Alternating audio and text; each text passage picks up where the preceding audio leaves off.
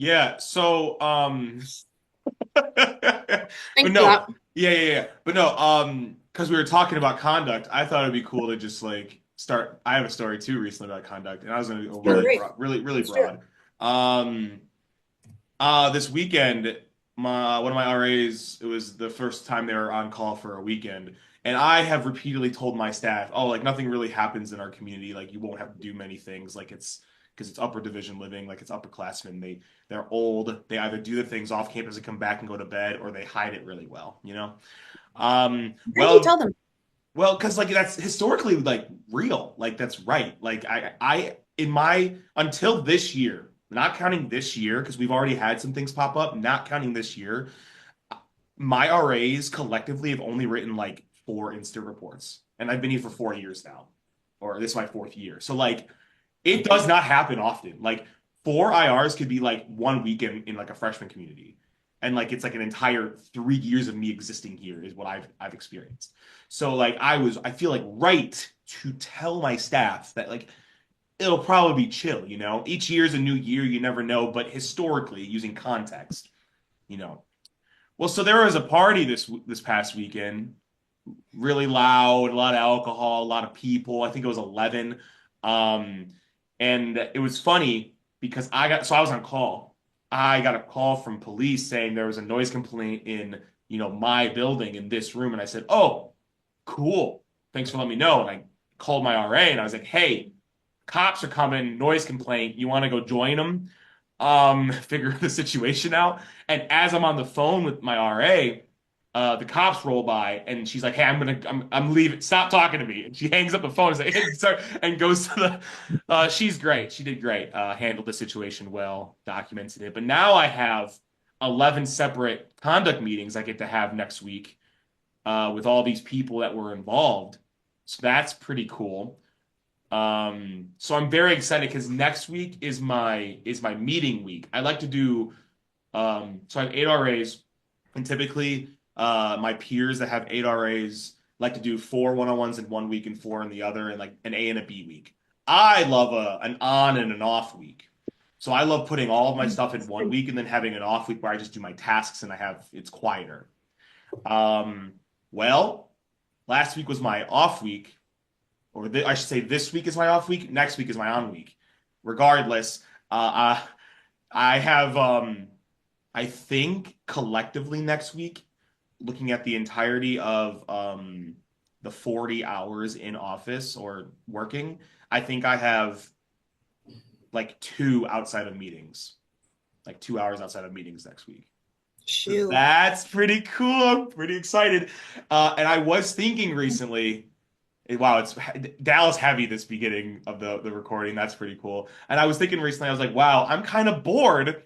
I would love to have more responsibility in what I'm doing, which is awesome that we're talking about balancing multiple responsibilities on the In Mhm. Summary podcast. Hello, my name is Dallas Sneezes, and I'm one of your co-hosts, and with me I have Jesse B.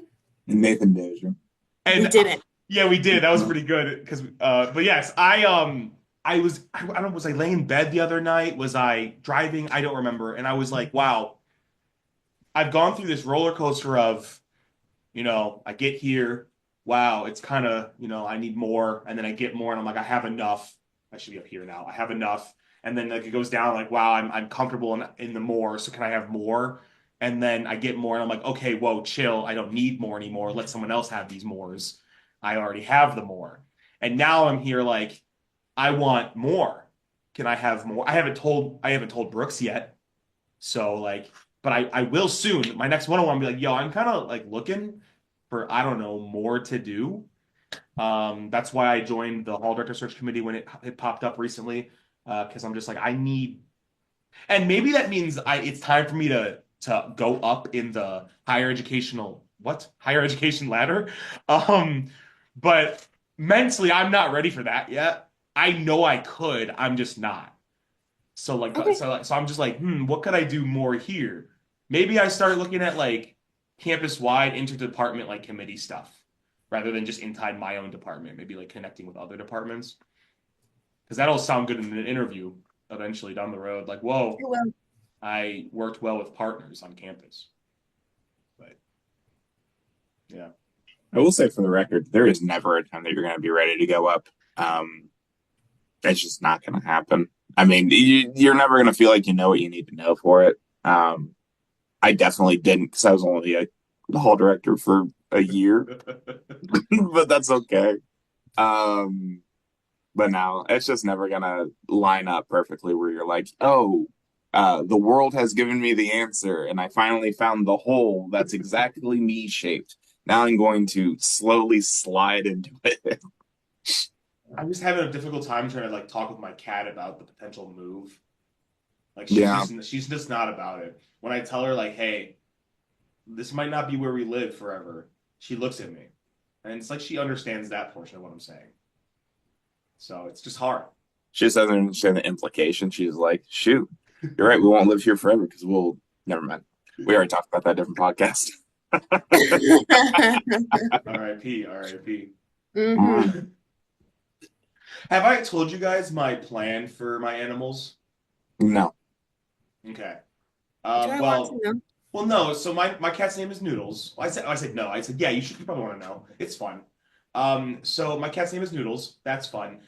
People are like, why food based? It's like, well, every animal pet that my friends or my own family has ever had growing up has always been food based.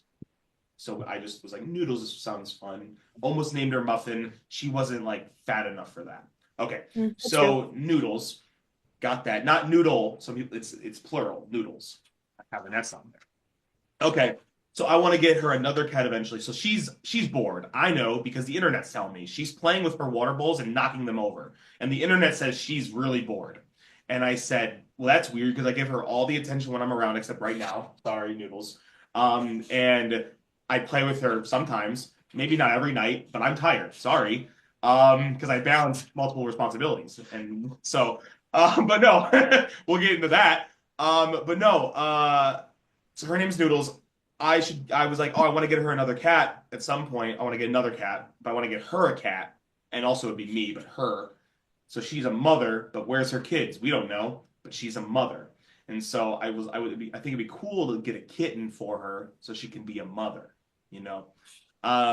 I would name that new kitten Company, Noodles and Company. Aw. So that's cool. And so when uh she inevitably passes, we still have company over, kind of thing. So that's pretty cool. Um, what I want to do also is get a dog. I want to get a dog. Um, and I was a little curious about that one, but we'll I move was gonna say, I on. thought Jesse was just so like, Yeah, she was yeah, like about it. yes, I'm not Um, here for it. no, no, Like, welcome back. No, honestly, the uh, second you said noodles, you said company, Jesse, yeah, that's what I was like. Whatever, I'll keep going like, though. honestly, I'm over it already. But no, I want to get a dog too, but I don't want to do that until I have like my own house and my own backyard with a fence. Okay, so the Sure. dog can like run around and have a good time. And I was like, what should I name the dog? Because the dog's probably gonna be around when I have these other pets too. I think that'd be fun. And I was like, oh, I could name the dog Andrew, and his nickname being and Noodles and Company, and they're all together, and they're all together. Aw, family picture. So, Wow. will this ever happen? I don't know, but that's my It's a great plan. dream, Yeah, honestly. yeah. It reminds me of people who this might sound like it's not a compliment, and you're gonna have to live with that. It reminds me of the people who named their children uh, just the wildest spellings for the sake of it being a different spelling. Hmm. Uh, I respect it. It's a grind I respect really hard. Um, if animals could speak, they would resent us. Yeah. That's true. I I won't visit. I'm not gonna call your dog and cats noodles and company. I can't do it. I just can't. That's not who I am. That's fine. And it's funny 'cause I don't even like I've had Noodles and Company once in my life. I'm not even like a stan. I just know that's a company. Why? So like I It think exists. I had it once on a trip to a student leadership conference. I want to say it was McCurr way back in like 2019. regardless, it was good then, 5 years ago. I had a mac and cheese, like barbecue mac and cheese with some crispy jalapeno chip thingies in there. It was like their Western bowl. Don't know if that's still in the menu. It was good though. Had it in They change, they change the mac and cheese all the time. oh, that's unfortunate. I had that in what state? Nebraska? Don't know. Oh, in Lincoln? Probably. Sure.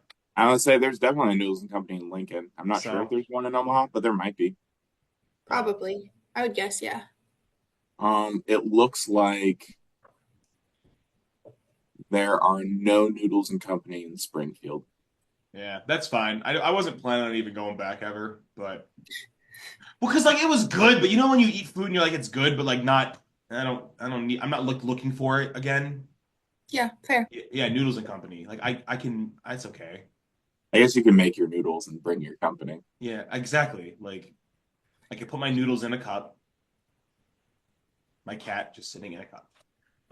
But yeah, so what? How do you guys balance your multiple responsibilities? I have no questions for this podcast. Oh, If you're solid. curious, I just Yeah, thought we no, should that's talk.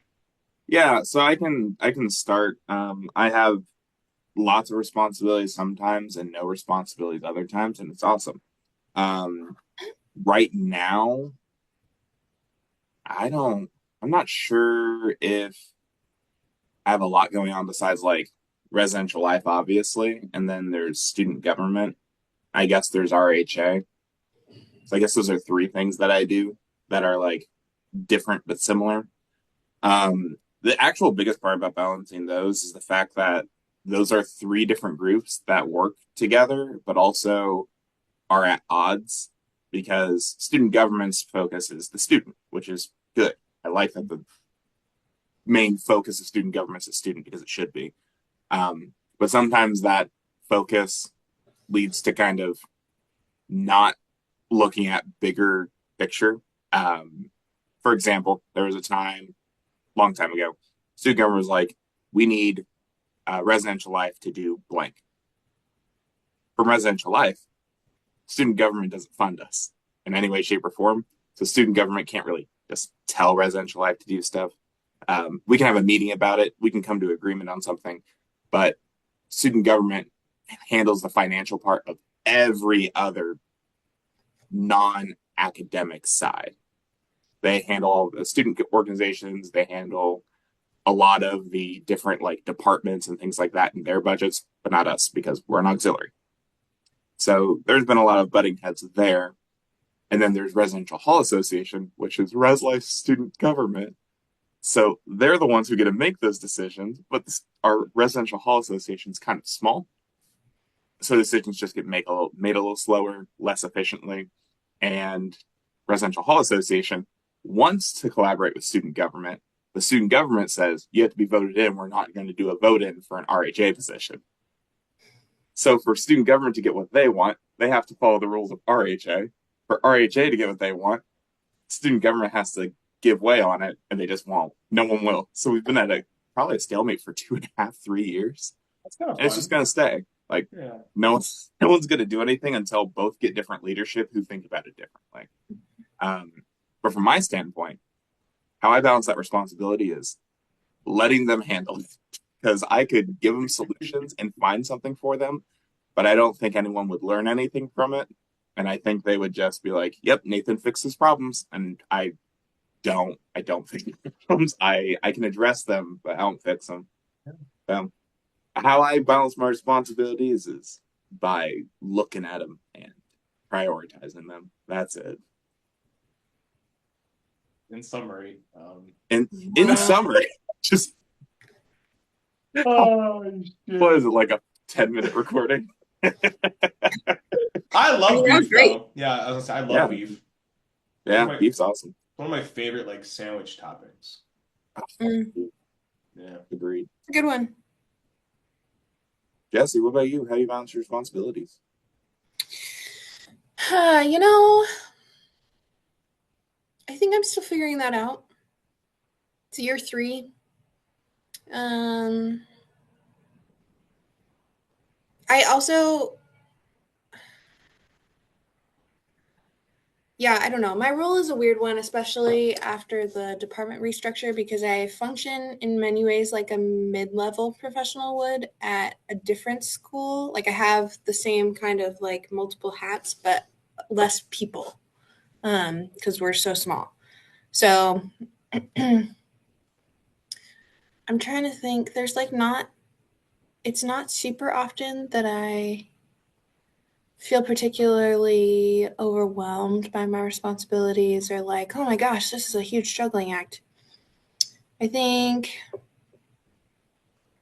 so. I'm like a pseudo advisor for the like Bible study student group on campus.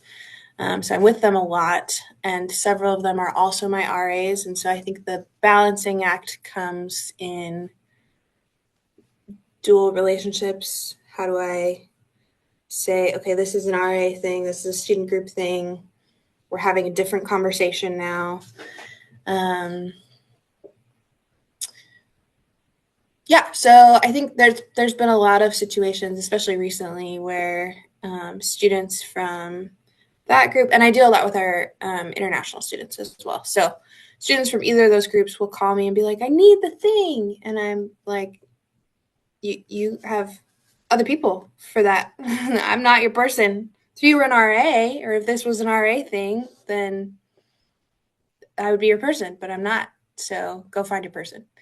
And that's always hard, right? Because students come to us because they trust us. And I think for me, I never want to do anything that's going to erode that trust, but also um, when they know that you will hold the line, I think sometimes that's good for, most of the time, that's good for relationships with students.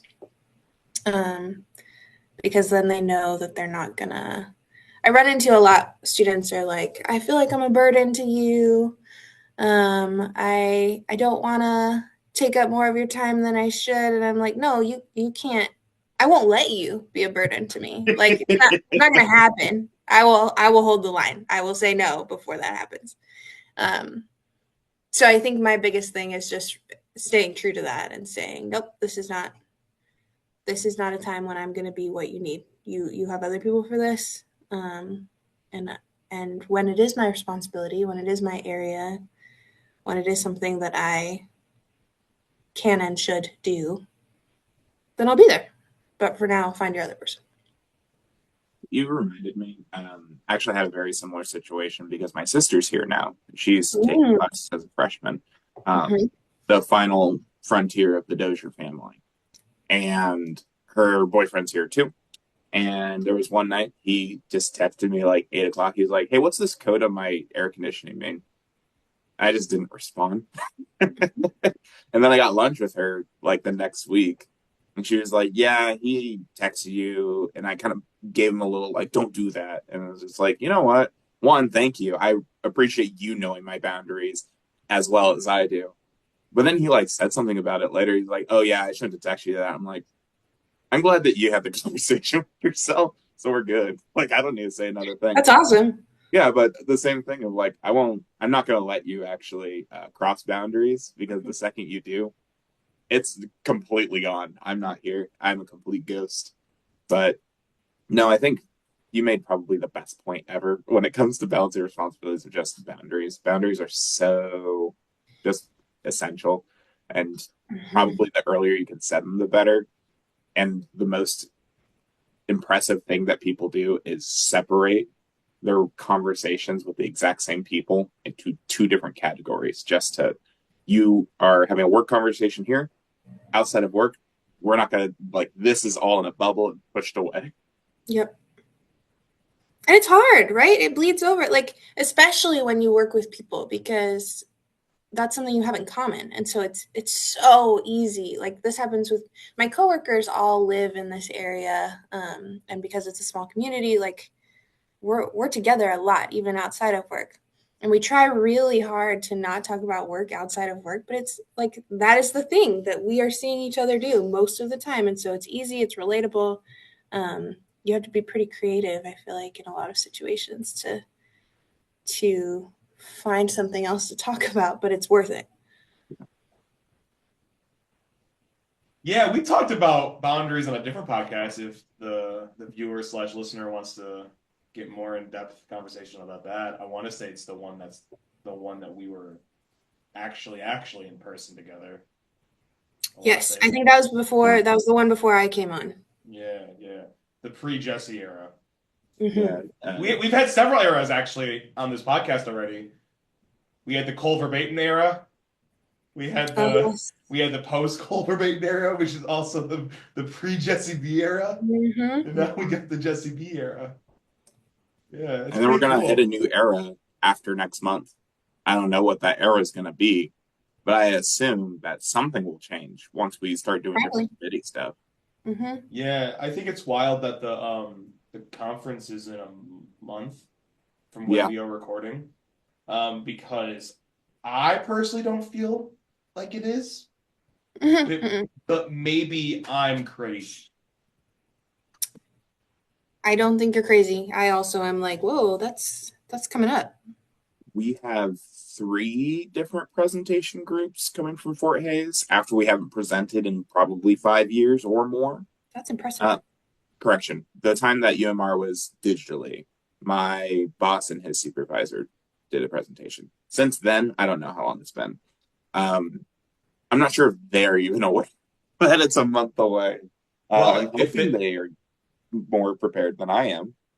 well, if they don't want to present and they're trying to give up their spot, I think the podcast could take it.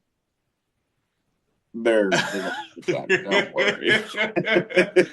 What do you mean you don't want to present a live podcast, Nathan? Wow, that was weird of you to No, say. no, I Whoa, want to present a that live was podcast. crazy of you to say. I want I want them to present also though. I Yeah, no, think that's real. it will boost their professional skills. Good Yeah, call. yeah. There's a little in post, Nathan in the future, can you just put a little twinkle in my eye? Just like don't worry about it me right now. Worry about it me later. If I rewatch this and that's not in, I'm gonna be so sad. I Me don't know too. how to edit, but I'm gonna figure it out. You're gonna figure it out. Oh. But yeah, I think boundaries is really important when it comes to balancing the multiple responsibilities that you have. I think more I like the 2 points of like yeah, personal boundaries, but also like understanding that like because we like to in our roles, I say we as in anyone really in higher ed, I feel like likes to think that they have to do everything Mhm. to help the student that is in need in front of them in their office or in a off conversation when they're walking wherever. And like yes, sure. Like I said something in RA training this year that I really appreciate that I said it. I was like, whoa, that's cool, Dallas. Very insightful. And it was something along the lines of you don't need to know all the ins and outs, but you need to know where all the ins and outs are. Like being able to uh defer to resources and push Yes. towards other things. Like I had a staff member just recently come to my office and was and really upset with financial aid, like saying like things are happening. They were supposed to get financial aid, but because of the positional compensation, like it's changing on the back end and Mhm. it's messing up a lot of things. And they made their decisions moving forward because they thought they were going to get everything, and now the office is saying they're Mhm. not, et cetera, et cetera. And I was like, yes, very. I understand your frustrations. I too, as an undergrad, did not have a fun time at financial aid, so I can relate heavily on that. And then he kept on going of like, oh, I've tried to talk to everyone in this office, and I need to know who's the boss of like above, who's next. I need to know who to talk to next because I've talked to everyone and they're not helping me. And I was like, yeah. And in the moment, I had no idea how to respond. Like in that conversation when he was in my office, I was like, "Fuck, I don't know what you want. Like, I know what you want. I don't know how to help you though, because that's probably not going to work out for you." But so I did the classical Dallas. Oh, let me do some research and I'll email you with more information. Like let me get back to you. And so they leave the space so I can, you know. But then also, I then reached out to Brooks and I was like, hey, I don't. Who do I? You know the organizational chart of NDSU? Like I can look it up. I don't know how reporting structures are. And so he was able to give me a name. He told me that I could tell my RA that my RA could name drop Brooks to probably to try to get like a meeting with the supervisor of the financial aid office kind of thing. So like it's little things like that that pop up that I'm like, oh, I could have taken the next half hour trying to figure out who was correct, or I just called up Brooks for 5 minutes and knew where to defer and go use my resources and stuff. So I feel like that's how I would balance a lot of things is knowing what's my battle to take and what's not my battle to take. Um, I do my best to personally then on like the personal side of things, like because these jobs can be very draining. You know, they take a lot out of us, a lot. And I feel like I'm glad that the world and society and culture is moving closer towards like mental health is important to take a day off if you need it kind of thing. But I feel like there are some people still in this world and in other worlds that's not like mental health is not a sick day. It's a you come to work and you deal with it day kind of thing. Mhm. But I'm glad that we are moving more towards the earlier thing that I said. Um, but the job's really draining, and I feel like something that I do to balance a lot of things as well is I set time for any situation to like to affect me, and I'll explain what that means. Mhm. So like if something pops up and I'm just like, wow, this is so much. Either it's because it's really sad, really shitty, really unfortunate, whatever it is. I'm like, well, I'm only gonna let this affect me for like the next like half hour. And if it's still affecting me like past then maybe there's other things that I need to do to address it. And if it's not, then I'm like, all right, next one, baby. I'm good. And I know You, that I know that everyone could do that because not everyone's the same like that. But like I have learned through my time so far going through this world of just like if I am able to drop it and just move on. And if I can't drop it, maybe that's when I need to get other help, other assistance. So That's fun fact. Maybe you guys know this because you well, you didn't both go to school for higher ed, did you? I I did. did. Nathan, you're- I mean, masters. yeah. Yeah. Okay. Yeah. Yeah. So you may have heard this concept already, but in my counseling background, like Oh no. Oh I no, was that that so is ex actually Whoa, a wait. person. Pause. You yeah. froze. Yep. So in your counseling background, and then you froze. So Yep. I yeah. stopped there. Okay, perfect. In my counseling background, um, we talk about a like it's not a theory, like a concept in counseling of container work, which is exactly what you're talking about. It's here's my space that I have made to process this, and then when it's over, I put it away. And if I need to bring it back out, I can always do that. But for now, it's put away. Um, and it takes a lot of work for most people to be able to get there. So just so you know, Dallas, that's very healthy that you can do that. That's pretty cool. I'm gonna be healthy in one way. It's mentally, maybe not physically, but I'll be mentally healthy as much as I can, baby. Let's go. You're doing Um, great. Thank you. Thank you.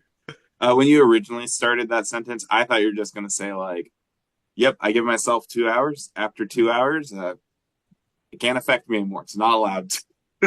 Like, I'm not sure if that's the way. Not that. And then That's when you not start, healthy. yeah, that's not how. But then when you're talking, I'm like, oh shoot, that's fair. Yeah. I don't necessarily do that. I think more of my processing is thing happens. I have discussion about things. If I'm still bothered by things after discussions, then I'm gonna take about 30 minutes to an hour to myself. I'll work on whatever I need to. I'll meditate if I need to. I'll do whatever else I need to, but I'm not gonna go out back into the world and bring the fact that I'm upset to my Mm, staff because I just can't. I'm unfortunately just someone who I don't even know the best way to put it. You know the people who are like little energy demons who will just like they'll drain a room when they're in a bad mood. Oh yeah, my first year. I won't name drop. It's me. I'm that guy. I do Oh, that. If okay. I'm in a bad mood, I will drain a room. And I Okay. didn't like it didn't really hit me until my first year as a professional. There was just a meeting. It was a Monday meeting, first thing in the morning.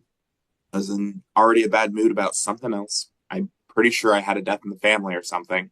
And then on top of it, like the meeting just annoyed me. And I talk a lot during meetings because I'm just a social person. I didn't talk that much during that meeting. Right afterwards, my wife pulls me aside and she says, "Hey, you really made that meeting a downer." I said, "I didn't do anything." She's like, "I know." That's the point. It's because nothing, like you just, everyone could very clearly tell you weren't having it. Yep. So it's just like since then, maybe I'm a little too like acutely aware. I'm allowed to be upset. I'm allowed to be in a bad mood. But I try to just not even allude to it when it comes to when everyone's together. In individual conversations, sure, that's better, not amazing, but just as a group, I just let it be where it is. So it's I try not to be.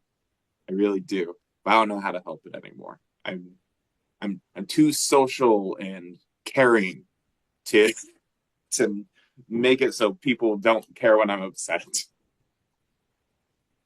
I think that's an aspect of boundaries too, though, right? Like, I think you both have different containers, but that's still a container. Like, you know what you need. You need to take time for yourself, um, and in some ways, I think that's kind. If you know that about yourself, you know people are going to feel the difference, especially as a supervisor. Like, I don't know that that's inauthentic or unhealthy. I think that's just a way to cope. I feel like I just got counseling and I appreciate that. Mm. I want You're Jesse to be my counselor. Can we just can right after this, can I set the meeting with you? And then I'll go sit on my I have a couch over here. I'll just oh, welcome. I disconnected. No. Everything fell apart. Welcome back. Welcome back. Maybe. Oh, Nope. can you hear any of us? Are you back now? Am I back? Well, Yeah. we're back on our end. Are you back on your end? The world melted. I didn't, uh, I'm connected via cable to internet and I forgot. Yeah, Oh. that's real. Yeah. I have a couch over there, so I can just angle the camera and we can talk. Oh my gosh. See, here's the thing. I'm not licensed. That's That's okay. fine. In Nope. fact, I think I prefer It's not. that. Nope. Well, it's not No, good it's on your just end, but on Nathan's end, it's good. yeah, it's just two friends having a conversation. Nah, yeah, okay. I can be your Mhm. friend. I'm just not your Yeah, counselor. that's Yeah. okay. No, that's big real. Yeah, I mean, you can just be my friend that I talk to while I'm laying on the couch. That's fine. Sweet. All right. I Just don't think call it therapy. no, I won't. that's real. Okay, I think we did this in a earlier podcast, but I think it's fun. I want to throw this in the middle because I have another question I want to throw in later because it's came up. But didn't we do like a Dallas holds a random object and you guys try to guess what it is kind of thing? Mm-hmm. Well, Yeah. now I think it'd be fun to bring that back. Whoa, so crazy. Let's do it. I am currently not in my office. I'm in my apartment. That Mhm. might give you a better potential like scope of Oh, I see um numbers. maybe a better scope of like what I could be grabbing. But I will grab something off of my desk or the floor because I'm really good at living. Oh, and now I'm also blurry, so give me 1 second. And now I'm back. So I'm gonna grab something. And feel free to just I have it in my hand. What is it? I'm keeping score. Okay, cool. Good, good. Um, a cat toy. Oh, you already have it? Yeah, I already Yeah. have it in my hand right now. You said cat toy. Eraser. Yeah, so it's a cow. It's a little like stressed cow. I'm closer. The cat can play with that. I think so. I would agree. You can erase bad feelings. Thoughts? Debate? No. We call it a tie. I'll give it to Jesse. I think it's closer to a cat toy. I would agree. It's a toy more than it is a Thank you. tool. All right. I grabbed something just now. I have it in my hand. I'm going for broke. I'm gonna say pencil eraser again. Interesting. He said interesting. Paperclip. Yeah. It is a energy drink. I grabbed it from a trash bag right there. It's Starburst strawberry flavor C4 energy, not a sponsor. I gave it to Jesse because it's made out of metal. Like a Okay. paperclip would be. Yeah, no, I like Yeah. that. Okay. I have something in my hand already again. What is it?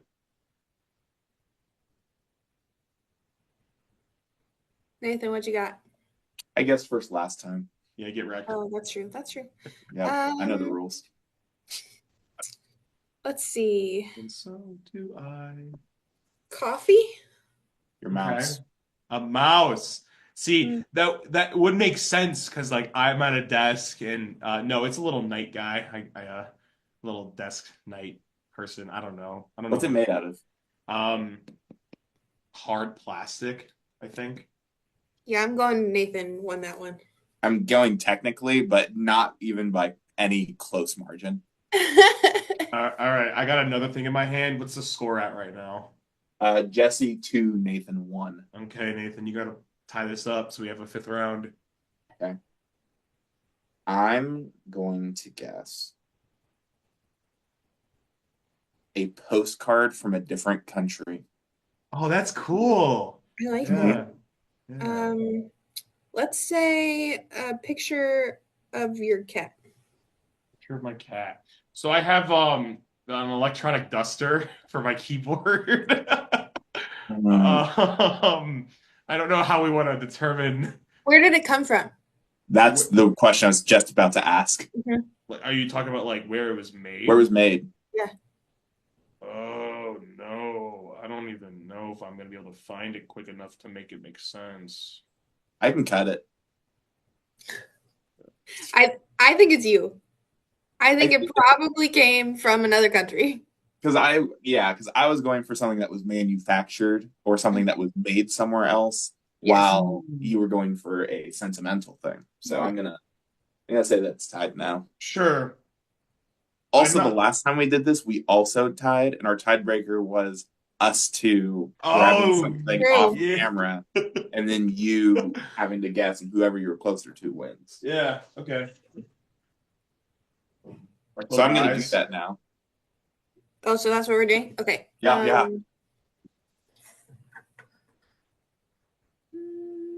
My Yeah. favorite part. Yeah. Can I open my eyes yet? Yep. Yep. Um, I'm gonna guess a Keurig K cup. For who?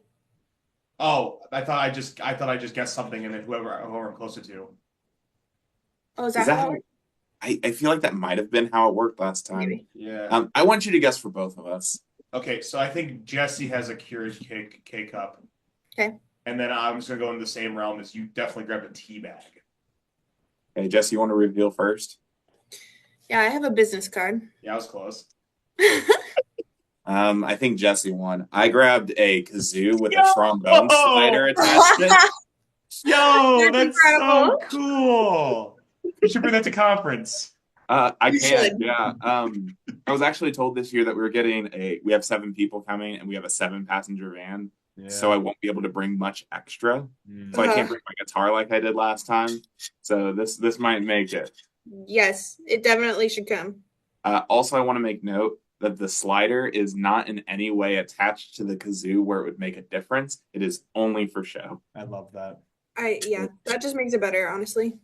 It's it's really I value this. Are you bringing the mixer board podcast stuff that from last time or no? I'm going to highly attempt to. I'm Okay. pretty sure it'll be fine. Yeah. Right now, it's all attached to a studio, which I haven't used since I set it up. So I need to probably do that before I have to tear it down in a month. Heck yeah.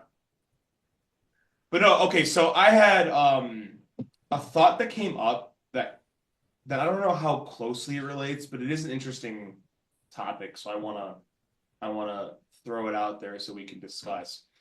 And I don't know how to shape the questions, so maybe I can just give it the like, situation that happened, and then we can talk about it. Mhm. So I think this job can be really hard sometimes when it comes to your personal beliefs and values and having to support students that may not agree with your personal beliefs and values. There was a situation that came up recently in another community here, not mine, but another one, where there was an anonymous Title IX report that was submitted to the hall director. They sent an email with anonymous email saying, I just wanted to let you know about this. And it was how there was an alleged report of one of the residents in the community sexually assaulting someone on campus. And other residents are starting to like talk and figure out that this person is getting, accused of this action. And they've been posting things on the accused door of like, you are, insert the words that you think I can probably assume that you know what I'm saying. You are this, you are that. And they're posting things and attacking this person. Okay. And so now it's like we have to, like, because nothing is there, Title IX will be doing their investigation of like the situation. And so now it's like, regardless of whether or not this accused actually did something, there needs to be support, because regardless of what they've done, we shouldn't just be attacking them, for their actions kind of thing publicly like that. And so that can be really difficult with your personal beliefs and values of like, how do I support someone who, if they have done this, how does that like work kind of thing. So since I just thought of the situation, initial thoughts, Jesse, about kind of what that situation is and like how that feels. I don't know, just thoughts. Yeah,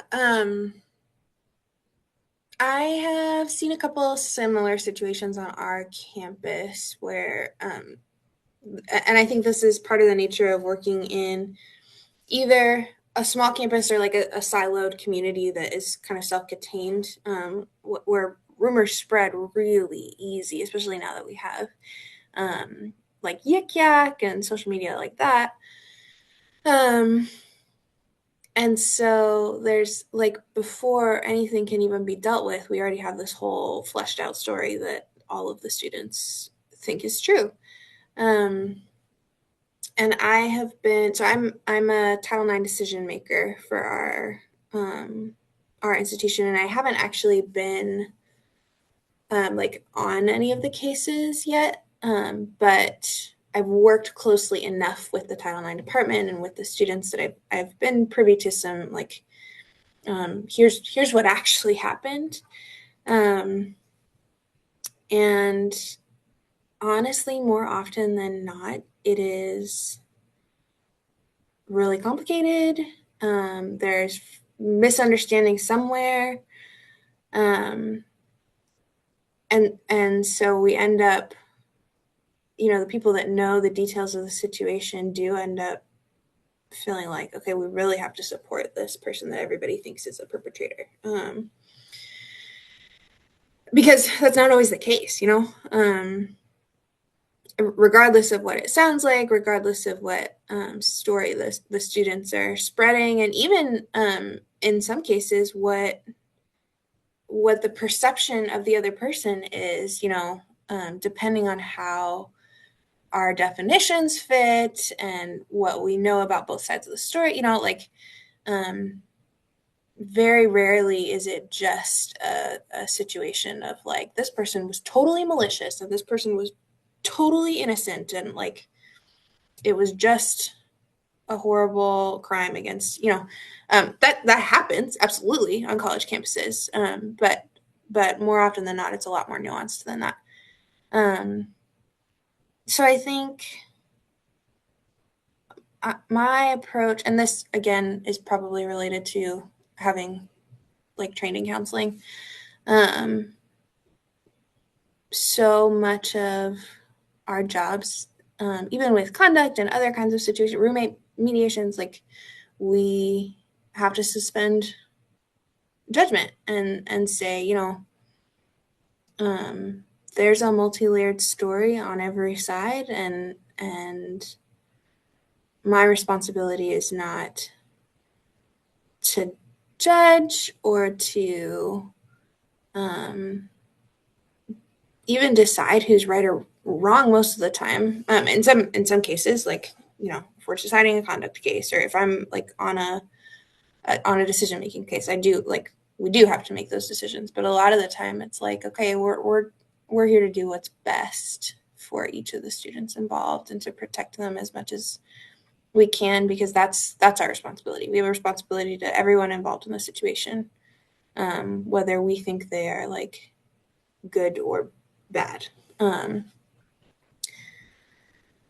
so I just recently actually talked to a student who's an EMT in our town, and she had a situation where she had to treat someone who had like was similar situation, um, and she was just telling me like, yep, I was like, this is my patient, and so with any patient, I'm going to give them the best care possible, um, and that very much feels the way that we have to be with students in any, regardless of their values, regardless of what they did, like, you right now, you are my student, and so I'm going to give you the best care possible regardless of how I feel. And then, obviously taking time to process, because that's not just a, we do have feelings and values and emotions that get violated in those situations often. Um, and so that's where, at least for me, I'm talking to people about it. I'm talking to my therapist about it, um, and doing a lot of self reflection of where do my values lie, and do I need to get more in line with them as I proceed in the future. That was really long winded. Sorry. No, no, no. Someone knocked on my door as you were talking after I said earlier in this podcast that there is no situation. Actually, no, it was before we started recording when I said there's no situation where anyone would knock on my door. I forgot that someone scheduled a meeting over podcast. I told him I would be late to the meeting every time that we have podcasts, but he didn't tell the other people who are here because he's gone. But I was trying to find as you were talking a specific, I think there's a name for it, but I can't remember now. And it's too late. But people are way more likely to believe the first story they're told. Mhm. And I don't think a lot of people think that that is probably the correct course of action just because there's any number of reasons that one person would go to you first. It could be to report the thing to make sure it gets reported, and that's reasonable and noble. And then there's people who are wanting to get ahead of getting in trouble. If you meet with the wrong person for conduct first in a large 11-person alcohol case, the first person might say, "Hey, I wasn't actually like drinking or anything. It's just my room and I was asleep." And then if he tells everyone else, "Hey, tell him this," then they get away scot free. Mhm. Which, we're not trying to get them. That's not the whole point. All of it's educational conversations. But when it comes to the first story you're told, it's really hard to reshape that when the whole structure of how you're having conversations is based on the information you're being given and people have motivation to lie. And that's why conduct's challenging. I don't get to do as much conduct, which in some ways it's like, dang, I kind of miss conduct. In other ways, it's like, I'm really glad I don't have to do conduct. That means I really just get more positive conversations with students. But that first story is just way too powerful. And it'd almost be better if everyone gave you a written statement to start and you kind of Mhm. shuffle them up and then just, okay, this is the story. Now I can have my conversations. But I guess that's what the incident report's for. That's the idea. Although the incident report's also the first story you get. And sometimes they don't get the information they need. And then it's a whole different mess of, I don't know what's going on. So, yeah, that's all I had to say about it. Just, man, those IRs are important. Yeah, no, I find no, I agree because I all the conduct from you brought up. I had a case last year, 2 years ago. Who knows? I've been here for a little bit. Where it was alcohol, and I typically get residents from other buildings because again, like as I said earlier, my maybe I didn't even say it on the podcast. My community is upper division. I can't remember if that was before or after we started recording. Regardless, my community is upperclassmen. They either just do their things off campus or they hide it. Okay, cool. So I typically get contact from other communities because freshmen learning. And when other hall directors are getting a lot of cases, I get the excess, And so I had a case where there's some alcohol in another community. One of the residents had reached out prior, wanting to meet before everyone else met, and I was like, well, that doesn't work for my schedule, so I'll just, I'll schedule it how it works for my schedule and your schedules. And it just so happened that the person I wanted to meet first is actually the person I was going to meet with last. Okay. Mm. So I met with it was 5 people involved. I met with these 4 people first, and they were saying things, and all their stories lined up. And they were saying things like, "Oh, it wasn't me; it was those two." And then those two that were accused were like, "Yes, it was me; it wasn't them," et cetera, et cetera, et cetera. And I was like, "Oh, this is really easy. You guys are outing yourself. Love that." And they're saying that it was just you. It's matching up. This is great. I'm still gonna have everyone go through the alcohol education because you were all involved in some case, in some way. But at least I'm getting to know who actually did what. Here comes this last person. And then they were like, yeah. So the reason I wanted to meet with you first was because right after they were documented and the RA left, they got us all together. Like the one of the main people got us all together and was like, okay, this is your story, this is your story, this is my story, this is your story, and we're all gonna make sure that in these meetings we stick to the plan. And so all the 4 people stuck to the plan. This last person was like, "Hey, I don't even like these people, and I don't even want to be a part of it. I don't even want to be a part of this." And I was like, "Oh, well, wonderful, I expect the interesting." hell out of that. Yeah, So that's like, awesome. I was like, "Oh, wow, talk me through everything that took place then, and then I'll go off of all this information that I have." And so yeah, it was right where the person at the end that told me that they were just like trying to match stories. The other people eventually came clean. It was like, yeah, we lied to you in the meeting. It's like, oh, perfect. You know what's awesome about that? Consequences are worse now. Thanks for lying to me. Could have just been truthful. What the heck? But no, I've personally found a lot of to circle back. I've personally found a lot of struggle with uh so I in my most recent understanding how to be a person and living as a human, Mhm. existing, learning, growth, development. I used to be very like neutral in a lot of things and not really take sides on a lot of things. I think that comes with the privilege that I hold too, just being a white male in Mhm. society. I'm able to just not take sides and I can just exist and I'm okay. And so I was able to get through most of my life with just like being middle of the ground, like I don't have to care about most things because I don't need to. Well, as I've started doing this work and started developing, I don't know, empathy, I have started feeling that's pretty cool. And that comes with expressing viewpoints that I have about Mhm. certain things. And I've noticed recently me being more upset having to deal with like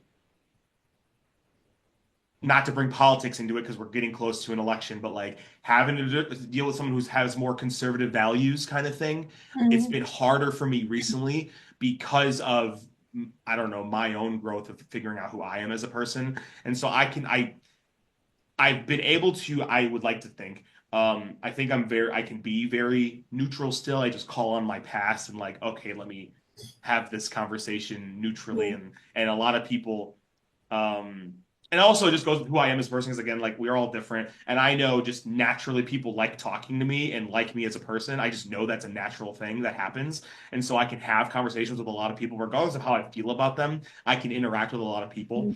Um, but I've after those conversations and they leave my office, I'm always just like I hate it sometimes that I have to support the people that regardless or not like if they deserve the support. Like that's part of the role is having to balance that responsibility of like we are there to support regardless of X, Y, and Z. Mhm. And so it's just it can be rough sometimes and frustrating. And um I that's why I find it very important for you being the listener and the viewer, you as the person, um, to have these outlets for whether it's hobbies that you have or people that you talk to if it's like professional people or just your friends outside of the world of higher ed because we get very bubbled and we're like, all of the people that I know are in this world. So again, going back to something you said earlier, Jesse, we all talk about these things Mm-hmm. because we are all going through that. But I find it really important that whether it's people that you grew up with that you diverted paths and they're in a different profession, you're in this profession, like talking to them through like because you can avalanche and it can grow if you start talking to people who are in this world, even if you're not trying to like it. Yes, I've been rambling. I yield. Feel free, anyone else, to throw in their thoughts. I'm going to stop there. I'll throw in a thought. When it comes, I mean, we're really veering off topic. That's a fine. um, when it comes to like different belief systems and really supporting people regardless, I think I've gone the exact opposite of you, Dallas. Of I used to be very, very outspoken and very, very like passionately talking about different political things and also just anything with life. I went exact opposite of. I personally find a lot more inner peace just letting the world do as it does because at the end, even if I influenced every single person in my town, 20,000 people, to view the same way I do, that's such a small sliver of the population. And also, that's impossible. That part of it, I just have to put a little stamp on and be like, you know what? Best I can do is have the conversations when they pop up. But I almost am to a point where I don't think anyone's views on a political topic are going to really do anything to me. I don't think it's going to make me view them more positively or negatively, mostly because Mm-hmm. it's just such a small part of a person. And there have been so many arguments in our office, not in our office, outside of our office, between people in our office. And there's been so many like people saying like, yeah, I really like this person, but then they told me that they're this denomination or they're this person when it comes to their beliefs. Actually, the easiest way I can describe this is one of our one of our RAs was talking about how they started watching Orange is the New Black, and they really liked the main character. I don't know the name, and he said I stopped liking her though when she cheated on her husband. It's like, well, it's a character.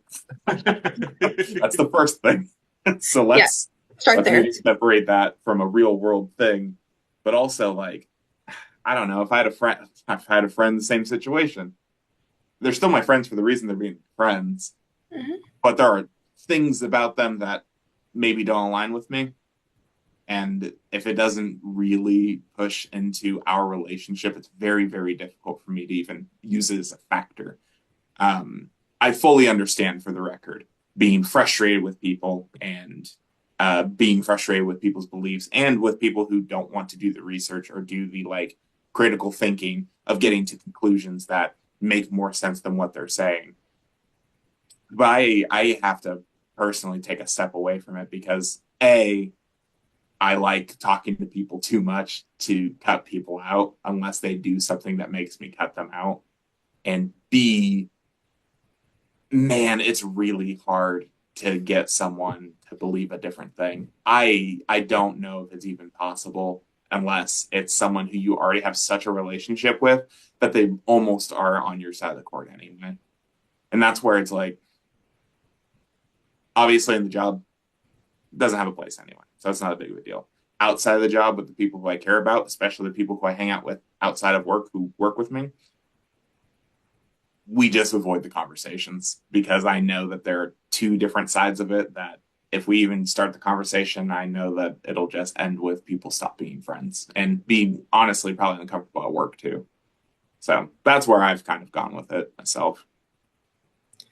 Okay, I know we're like almost at time, but I also have thoughts. Is that okay? Yeah. Okay.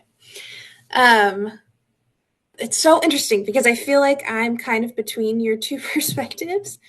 Um, so I grew up, we've talked about this. I grew up Christian, really conservative background, like grew up in a Baptist church. All of the not all of the stereotypes that most people have heard of Christians, but many of them were present in my upbringing, and